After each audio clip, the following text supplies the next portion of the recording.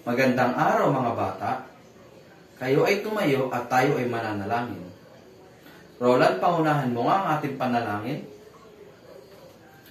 Kayo ay mauupo na. Kahapon ay nagbigay ako ng takdang aralin.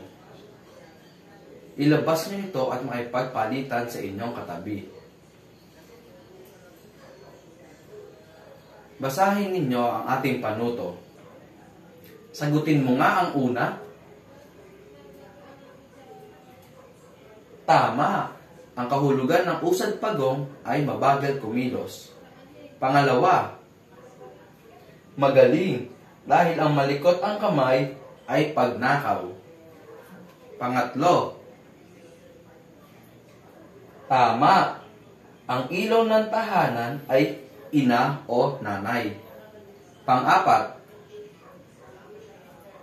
magaling, ang bukas sa loob ay taos-puso. At ang panghuli naman, tama, ang busilak na puso ay mabait. Sino ang nakakuha ng 5? 4? 3 pababa. Magaling, dahil dyan, bigyan ninyo ng 5 palakpak ang inyong sarili. Kahapon, ano ang ating pinag-aralan kahapon? Magaling tungkol sa sawikain. Ano nga ba ang sawikain? Tama, idioma ay nagpapahayag ng kahulugan o hindi komposisyon. Magbigay ka nga ng halimbawa ng sawikain. Magaling. Ano pa? Tama, dahil lubos na ninyo nang nauunawaan ang ating pinag-aralan, tutungo na tayo sa ating bagong pag-aaralan ngayong araw.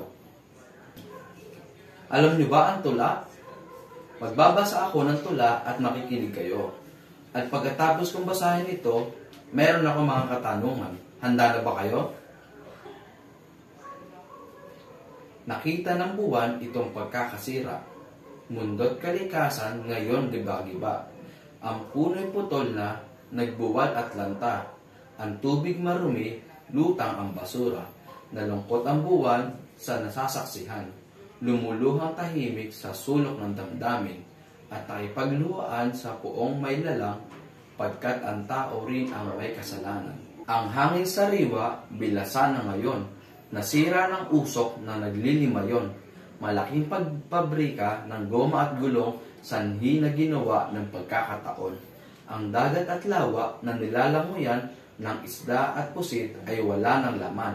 Namatay sa lason, sakan naglutangan, basurang maburak ang siyang dahilan. Naintindihan niyo ba ang binasa kong tula? Ngayon ay meron ako mga katanungan. Tungkol saan ang binasang tula? Magaling. Nagustuhan niyo ba ang binasang tula? Paano mo maipapakita ang pagmamahal sa kalikasan? Tama. Paano ko binasa ang tula? Ano pa? Magaling. Mayroon itong damdamin o antala. Ngayon, base sa nabasa kong tula, ano sa tingin ninyo ang ating tatalakayin? Magaling. Ang ating pag-aaralan ngayon ay pagbigkas ng wastong diin, tono, antala at damdamin ng napakinggang tula. Handa na ba kayo? Ano nga ba ang tula? Ang tula ay isang masining na anyo ng panitikan na malayang nagpapahayag ng damdamin at mahalagang kaisipan. Sa pagsulat ng tula, gumagamit ng iba't ibang estilo at anyo.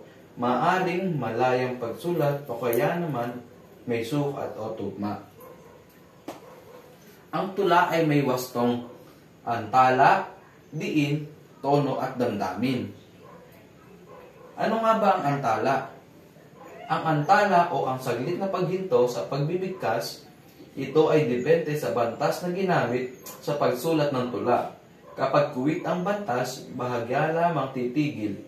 Ngunit kung tuldok naman, ang ginamit na bantas, titigil sa bahaging may tuldok. Bago magpatuloy sa pagbabasa, kung mayroong pagkasunod na taludtod o tsakno. Mayroon akong halimbawa. Hindi siya ang taya. Nangangahulugan na ang taong tinuturo ay hindi taya.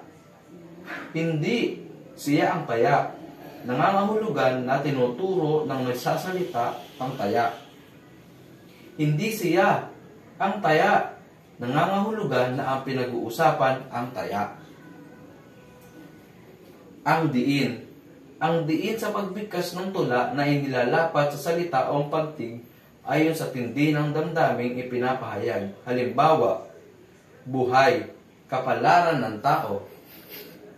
Buhay, tumutukoy sa nilalang ng may buhay pa.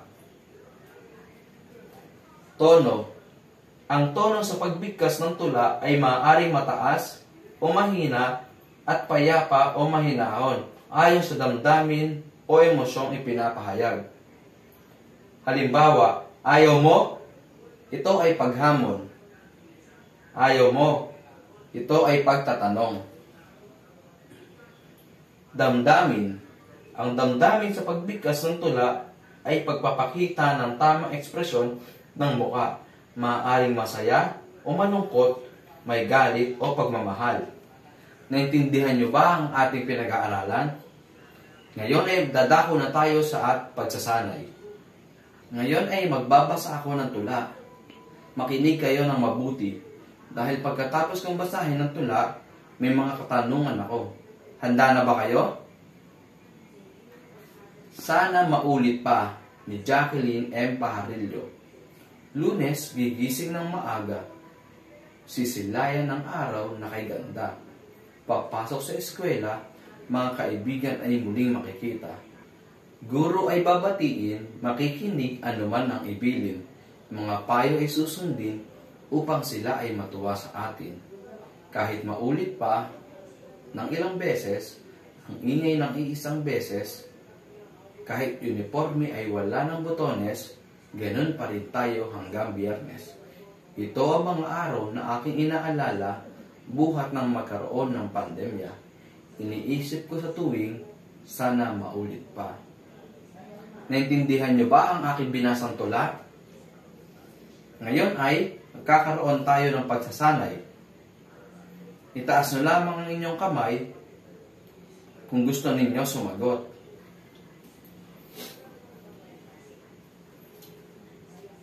Basahin mo nga ang una.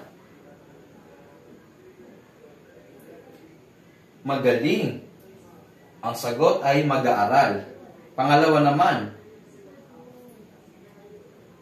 Tama. Malungkot. Pangatlo. Tama sa pangatlo. Pang-apat. Tama. Nagbago ang araw ng klase. At ang panghuli. Tama. Bumalik sa dati ang lahat. Ngayon ay magkakaroon tayo ng pangkatang gawain. Bago tayo mag-umpisa, ano nga ba ang dapat gawin kapag mayroong pangkatang gawain? Magaling, makinig ng mabuti. Ano pa? Tama, makiisa sa kagrupo. Ano pa? Magaling, huwag magulo. Basahin ninyo ang ating panuto. At basahin ninyo ang pamantayan sa pagbigkas at panuntulan sa pagbibigay marka sa pangkatang gawain. Ngayon, ihahati ko kayo sa 3 grupo. Ang unang grupo, ang tula na naiatang sa kanya ay kalusugan, ingatan. Ang pangalawang grupo naman ay sa aking mga kabata ni Dr. Jose Rizal. At ang pangatlong grupo naman ay kalikasan. Mayroon lamang kayong 5 minuto para aralin ang mga tula na naiatang sa inyo. Tapos na ba kayo? Ngayon ay, ang unang grupo, ipresenta na ninyo ang inyong ginawa at basahin dito sa harapan. Magaling, dahil sa pagbigkas ninyo ay may wastong diin, antala, tono at damdamin. Bigyan ninyo ng 5 palakpak ang unang grupo. Ang pangalawang grupo naman, mahusay, dahil may wastong diin din, tono, antala at damdamin ang pagkabasa ninyo sa tula. Bigyan ninyo ng 5 palakpak ang pangalawang grupo. At ang panghuling grupo naman, magaling, dahil may wastong diin, antala, tono, at damdamin ang binasang tula. Bigyan ninyo ng 5 palakpak ang pangatlong grupo. Ngayon ay dadako tayo sa maikling pagsusulit. Kumuha kayo ng sagutang papel at sagutan ng mga tanong na nasa harapan. Basahin ninyo ang panuto.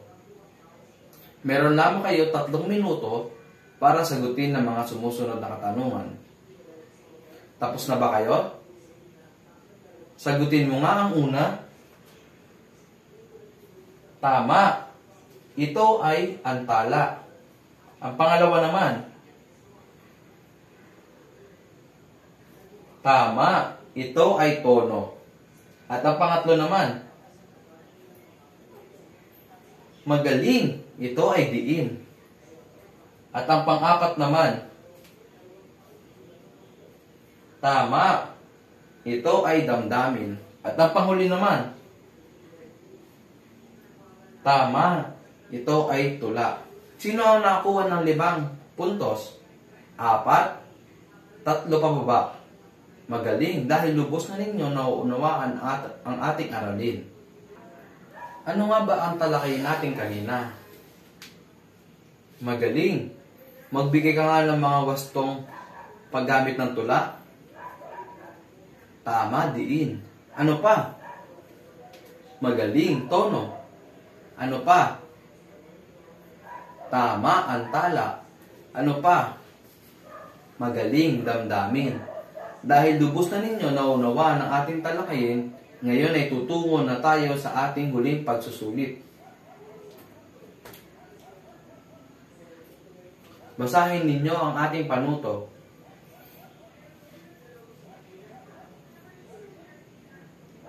Ngayon ay magbabasa kayo ng tula ng sabay-sabay. At pagkatapos nito ay magkakaroon ng mga katanungan sa inyong pagbabasa. Maliwanag ba?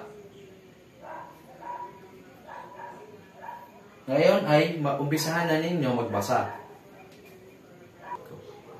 Magaling! Dahil nabigkas nyo ng may wastong diin, tono, antala, at damdamin ang tulang ibinigay ko sa inyo. Ngayon ay sagutan na ninyo ang mga sumusunod na katanungan. Mayroon lamang kayong 3 minuto para sagutan ito. Maaari na kayo mag-umpisa. Tapos na ba mga bata? Ngayon ay sagutan na natin ang mga tanong. Ano ang pamagat ng tula? Magaling, dakilang frontliners. Pangalawa naman, tungkol saan ang tula? Tama, sa huwarang frontliners. Ano ang damdaming na nasasalita sa tula? Malungkot, tama. Ano-anong mga salita ang binigyan diin ng sumulat ng tula? Magaling, frontliner, coronavirus, at pagsubok. At ang panghuling katanungan naman, anong antas ng tono ang ginamit sa linyang ngunit higit sa panganib ng coronavirus ay pumasok? Tama, katamtaman. Sino ang nakuha ng 5? 4, 3 pababa. Magaling, dahil lahat kayo ay nakuha ng mataas na puntos at tayo ay dadako na sa ating takdang aralin. Kuhanin ninyo ang inyong kwaderno at kopyahin ang ating takdang aralin. Bago yan, basahin niyo muna ang panuto.